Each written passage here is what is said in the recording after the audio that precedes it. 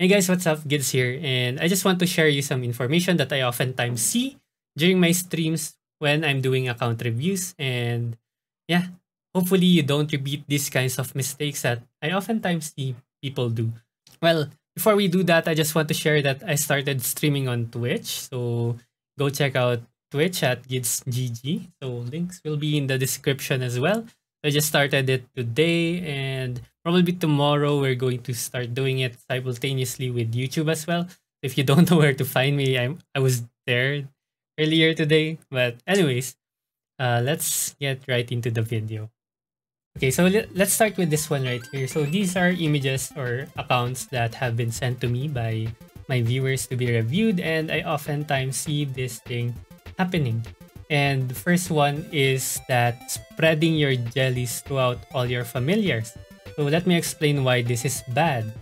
Okay, imagine 90%, 95% of the time you're AFK farming, you're doing PvP content, and you're doing familiar arena once every 5 hours, right? You get one ticket every 5 hours, and that's why this is bad.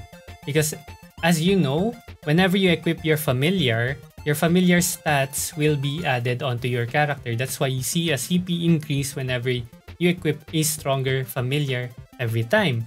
But when you do this one, when you spread out the jellies, like you put everyone to plus 100, you're wasting a lot of stats because the jellies provide you with attack, defense, and HP. But if you spread them out, you're not going to maximize those attack, HP, and defense stats. Because what I always recommend people is that you should be focusing on one familiar at a time, get them to plus 300, and then move on to the next familiar. Prioritize the familiars that you use for PvE and PvP content, right? Because once you do that, you're going to get plus 300 stats or the plus 300 jellies on your character whenever your familiars are equipped. So imagine this scenario, right? You're farming or you're going to do PvP and you're equipping these three familiars over here. So you get the plus 148 to your stats, plus 101, and plus 101. What happens then to the plus 101 here on the Stagthorn, the plus 101 here on your Ouroboros, and plus 30 on the Suiryu, plus 101 again here on the Ebon Torex, right? You are not maximizing your stats. You're losing out on a lot of stats over here compared to when all those stats are funneled into one familiar at a time. That's why I always recommend everyone to do or get one familiar to plus 300 first before moving on to the next. Once you have your three main familiars at plus 300, then you can do whatever you want, because this might be useful for familiar arena, but outside of familiar arena, it's not going to benefit you as much, right? And mostly, well, this is not going to apply in the end game, but while you're starting out, this is going to provide you a lot of stats, and it's going to be super important for you to get all the stats that you need for your character. That's why it's not really advisable to be spreading out all your jellies like this. If you look at mine right here, what I did, right, it's super clean, right? So you see here, we have plus 300, plus 300, plus 300. My face is covering it. Anyways, go down here, right? So plus 300 on Tarracona, plus 300 and on Hippocampus, and plus 300 on Suiryu. So those are my three main familiars that I'm usually using, right? And then I'm currently now working on Might and trying to get him to plus 300 to try to replace Suiryu from my deck. Okay? So that's how you should be focusing your jellies. Do not spread them out throughout all your familiars. Okay? Especially right now that it's still pretty early in the game. So don't focus much on familiar arena, because familiar arena is a content that I've said you only do it once every 5 hours, or probably you do it on a one-time session or 5 tickets every 20 hours.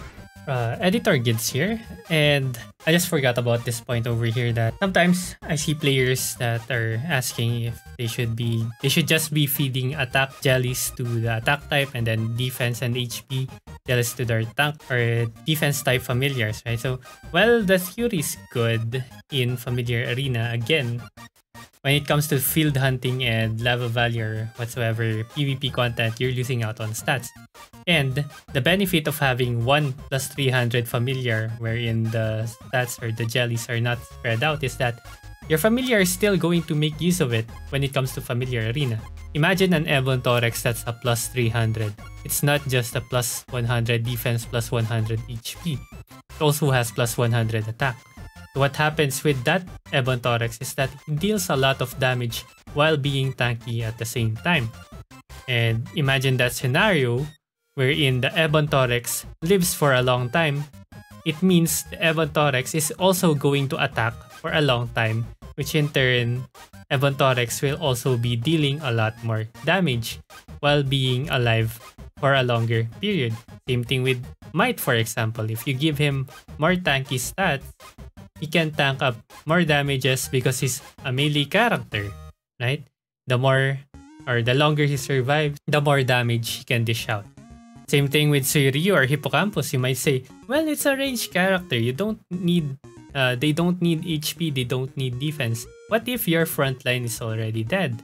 Then your back line is going to start taking damage, and this is going to be one of the most crucial parts when it comes to 1v1s and 1v1s to v2s, or where your back line is fighting against the other opponent or the opponent's backline, right?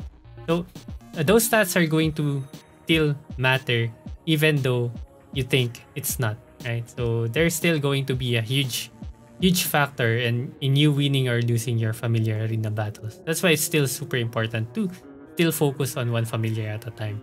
Okay, next thing that I oftentimes see is, again, it's almost similar to the concept of spreading out your familiar jellies or jellies for your familiar. It's spreading out your enhancements like this one.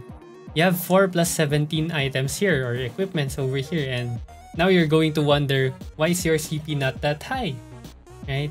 Because again, when it comes to enhancing, especially for armor and accessories, they're using the same triangle enhancing stones. That's why it's going to be super hard for you to get your equipments to plus 20 first and then curse it to get that huge boost in stats if you try to spread it out, because you're going to run out of the triangle enhancement stones really fast when you're doing enhancements, especially when you're at plus 18 and plus 19. 17, 18, and 19. That's the hardest parts to enhance, or hardest enhancement levels to enhance. That's why if you're wondering why your CP is not increasing, it's because you still don't have the cursed equipments. Cursed equipments will provide you 20% stats for your equipment and also 20% additional stats from your gems.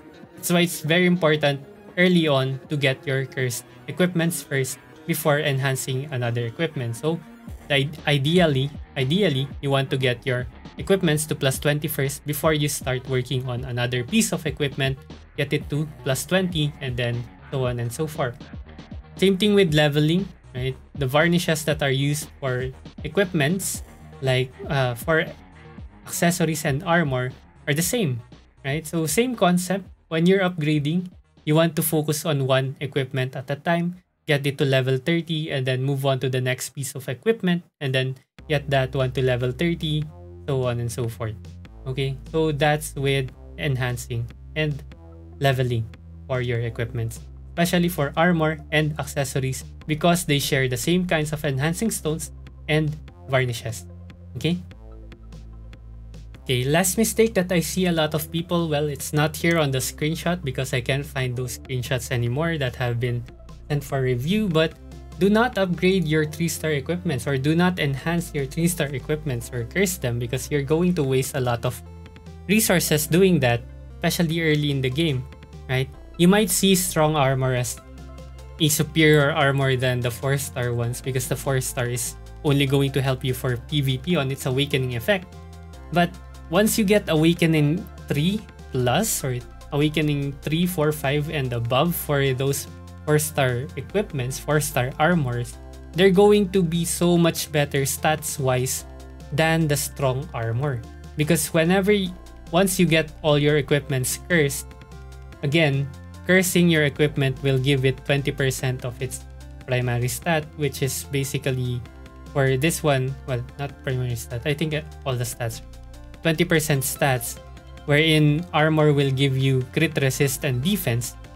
increasing your defense, or the defense increase that you get from the 4-star equipments, is going to be so much more significant than the 3-star equipment, the strong armor. So the 5% damage reduction that you get from this one is actually going to be overshadowed by the 4-star equipment. So again, please do not enhance or upgrade your 3-star equipments, especially early on in the game. Sure, you might get a huge CP boost, or you might get boosts. You might get a huge CP boost by doing that one early game, but you're only going to hurt yourself in the long run. Okay, so hopefully you stop now. Okay, so yeah. Alright, so that's it for this video. Hopefully you learned something. Hopefully it helps. Thank you very much for watching, and see you again next time. Like and subscribe if you haven't yet, and go drop by my streams if you want any account reviews, or you're lost on what you want to do next for your progression. Okay, thank you very much. See you again next time. Bye-bye.